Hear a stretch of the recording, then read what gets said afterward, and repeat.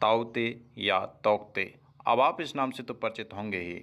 एक ऐसा भयंकर तूफान जिसने तबाही का कोहराम मचा दिया, जो कि अरब सागर से जन्म लेकर केरल के दक्षिण पश्चिमी तट पर धावा बोलते हुए आगे बढ़कर कर्नाटक, महाराष्ट्र, गोवा और गुजरात में तो भारी तबाही मचा दी और यह फैलता हुआ नॉर्थ इंडिया तक छलांग मार गया।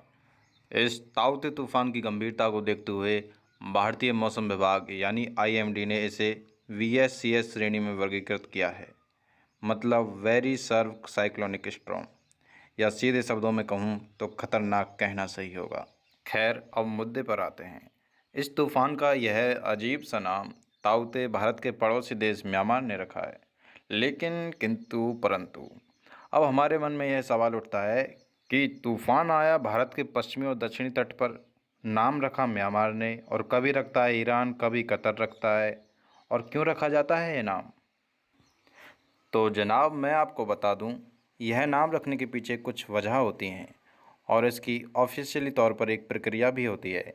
इसमें सबसे बड़ी वजह की बात करें तो फर्स्ट ऑफ ऑल हमारे बुद्धिजीवी साइंटिस्ट और डिजास्टर मैनेजमेंट की टीम के लिए सालों साल तक डेटा को कलेक्ट करने और उस पर विश्लेषण करने में आसानी रहती है। दूसरा प्रमुख कारण यह है कि मान लो यदि एक समय पर एक स्थान अथवा अलग अलग स्थान पर एक से अधिक साइक्लोन आ रहे हों तो आसानी से कन्फ्यूजन दूर किया जा सकता है और आम जनता में अवेयरनेस फैलाई जा सकती है। और तीसरे प्रमुख कारण की बात करें तो हमारी चुलबुली मीडिया को रिपोर्ट करने में आसानी होती है और कहीं ना कहीं नाम की वजह से लोग चेतावनी को गंभीरता से लेते हैं। अब बात करते हैं कि तूफान के नामकरण संस्कार की प्रक्रिया क्या है। तो यह सिलसिला 1953 के दौरान शुरू हुआ, जिसमें कुछ देशों के मध्य अटलांटिक संधि हुई, जिसके तहत पहले अमेरिका इन साइक्लोन्स के नाम अपने देश के किसी फेमस लेडी या किसी फिल्म कैरेक्टर पर देता था। For example, Harry Potter movie का एक किरदार एरिमा के नाम पर तूफान का नाम रखा गया था, जबकि ऑस्ट्रेलिया इन तूफानों का नाम खुद अपने देश के भ्रष्ट नेताओं पर रखता था। लेकिन समय के साथ अब यह कार्य एक संस्था वर्ल्ड मेट्रोलॉजिकल ऑर्गेनाइजेशन के हाथ में आ गया है। इसके द्वारा विश्व के अलग अलग महासागरीय बेसिन के लिए RSMCS और TCWCS की सहायता से नाम रखा जाता है, जबकि भारत के क्षेत्र के आसपास यानी नॉर्थ इंडियन ओशियन वाले रीजन के लिए 2004 में एक कमेटी NIOC बनाई गई, जिसमें भारत सहित 8 देश पाकिस्तान, बांग्लादेश, श्रीलंका, म्यांमार, ओमान, मालदीव और थाईलैंड शामिल हैं।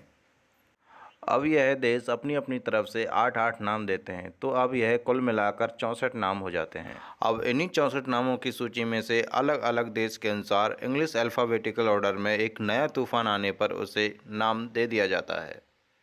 इसमें आप देख सकते हैं कि कुछ समय पहले उड़ीसा में आने वाले तूफान का नाम अम्फान रखा गया तथा 2019 में आ चुके तूफान का नाम फैनी भी रखा गया था।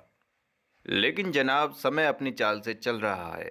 2018 ख़त्म हो चुकी है। अब 2018 के बाद नाम रखने का जिम्मा 8 से बढ़कर 13 देशों के पास आ चुका है, जिसमें शामिल हैं Iran, Qatar, UAE, Yemen, Saudi Arab, जिन्होंने पहले की तरह अपनी अपनी तरफ से 13 नाम दिए हैं, जो कुल मिलाकर 169 हो चुके हैं। यानी आने वाले 25 साल तक तूफानों का नाम इसी सूची में से रखा जाएगा। लेकिन सर, हर चीज़ के पीछे सावधानी भी बरतनी होती है, तो इन भयंकर तूफानों के नामकरण में भी सावधानी बरती जाती है कि इनका नाम छोटा और आसान हो, इंग्लिश लैंग्वेज के 8 अल्फ़ाबेट से बड़ा ना हो, और यह नाम किसी भी प्रकार के सांस्कृतिक, धार्मिक और सामाजिक मूल्यों और भावनाओं को ठेस ना पहुंचाए। उम्मीद है आपको वीडियो का कंटेंट और बताने का तरीका पसंद आया होगा। इसी बात पर इस नॉलेज को अपने तक ही सीमित क्यों रखें, फैला दो डियर ऑडियंस। बाकी वीडियो को लाइक करें और चैनल को सब्सक्राइब ज़रूर करें।